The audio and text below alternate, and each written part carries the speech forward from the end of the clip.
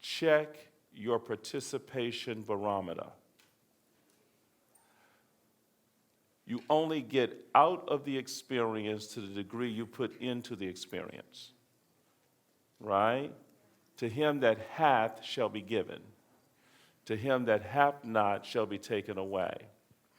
And so what happens is many of us have become masters at perpetrating withholds.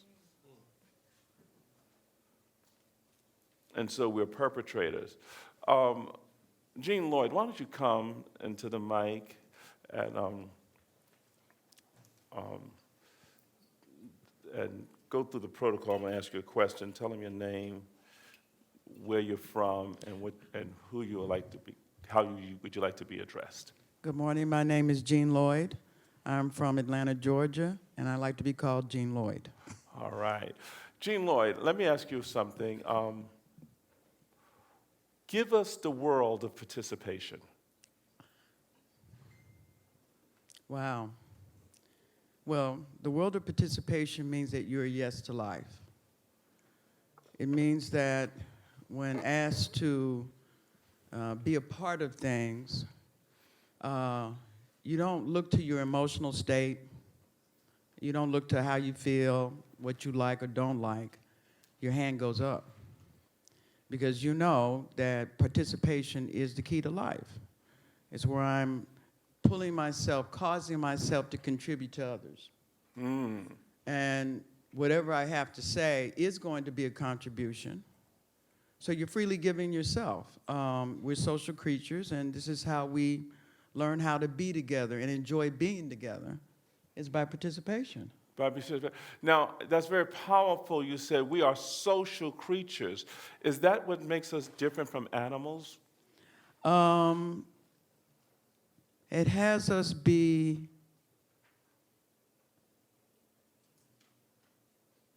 of the world, because animals are social too. Yes.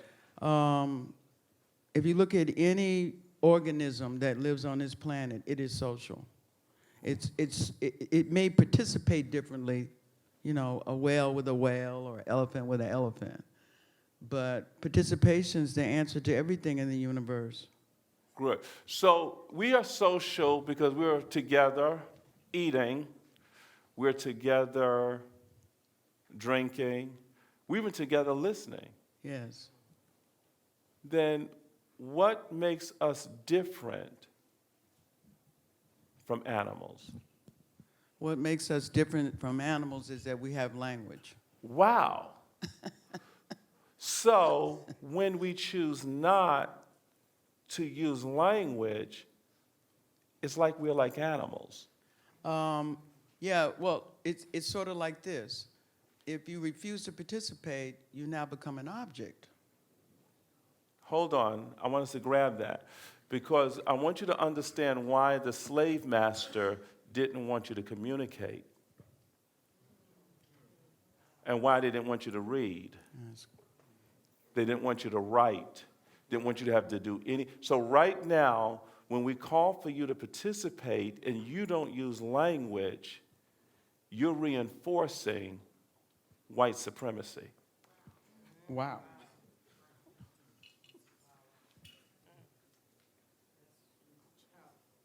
That's radical.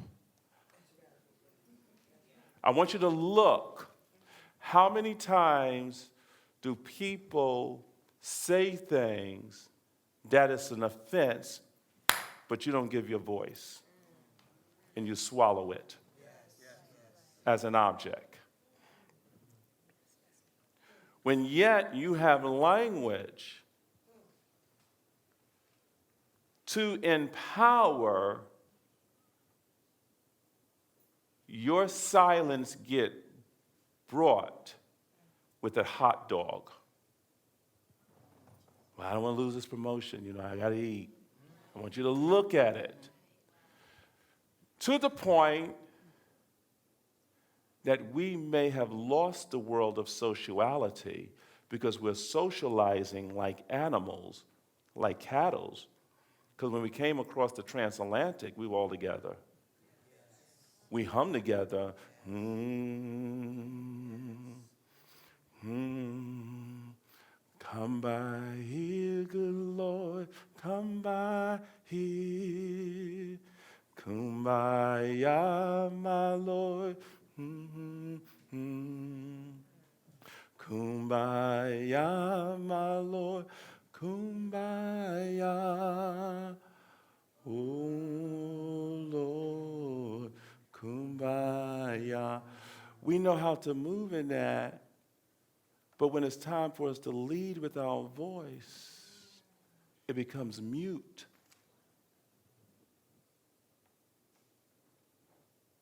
Maybe because the voice that spoke up was the voice that got beat. But you're still living in it as if that is your existence.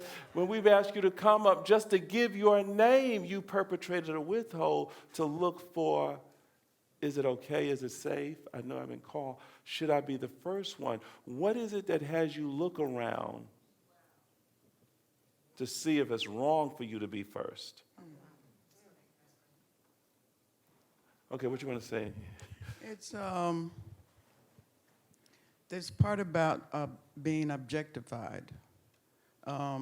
This is the part that you've got to be mindful of. If you do not participate in life, you have no voice, and people start to relate to you as an object, you have now forfeited your right to participate. Not only have you forfeited the right, but you no longer have a word in the matter. Now, as human beings, the only way you can make a difference in the world, you must have a word in the matter. And so you're now in betrayal of the gift that God gave you, in my view. You're supposed to express yourself. Whoa, wait a minute. In betrayal of the gift, which is language, the gift of tongues. The gift of the interpretation of tongues. You are in betrayal, prophets, of your utterance gift. When you don't give your voice in a matter. And yet there's space for the voice. But now, if you don't get that, then how would you ever own spaces where spaces was not even made for you? If you can't own the space that is given to you, there are spaces in this nation that was never for me, but I got in the space. Because you created it. I created it. And we create in language. And we create in language. So if you ain't got language, you can't create. And if you have no language, you have no world. Because your word gives you your world. That's right. So here's the key. I think what we are asking you to do is participate. Why? Because we're here to empower your ability to freely be yourself and to freely participate. But you can't do that if you don't try. The opportunity here is rare. It is a gift to have someone interested in who you say you are. What was that scripture? Jesus said, Who do men say that I am? That is one of the most profound, that is profound. You want people saying, who did you say that I am? I want to know.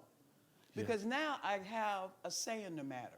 A say in the matter, which means now I'm no longer an object. That's right. I'm a being. I'm a being. Which means there's no limit to your power. Because your word. Because it's your word, and we can be anything.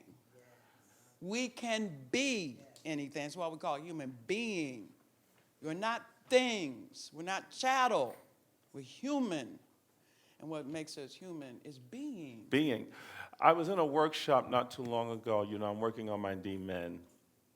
One of the students began to share. And out of their share, it provoked emotion. And they began to say, it was a veteran, he started to cry. Yeah. And he says, I'm sorry, I'm sorry. And the professor says, no, you have nothing to be sorry for. And she stopped the class for a moment and says, we are the people that out of our share, when it provokes emotion, we apologize for it because we were taught that we were not allowed to express our emotion in place. In other words, you can't express your being. We have to express our being. The sharing of that being is transformative. Mostly people are walking around thinking, I'm the only one dealing with this. That's not true. We're all dealing with it. And the game is to find a way where there is no way. A way where there is no way. Participation. That's the key out of jail.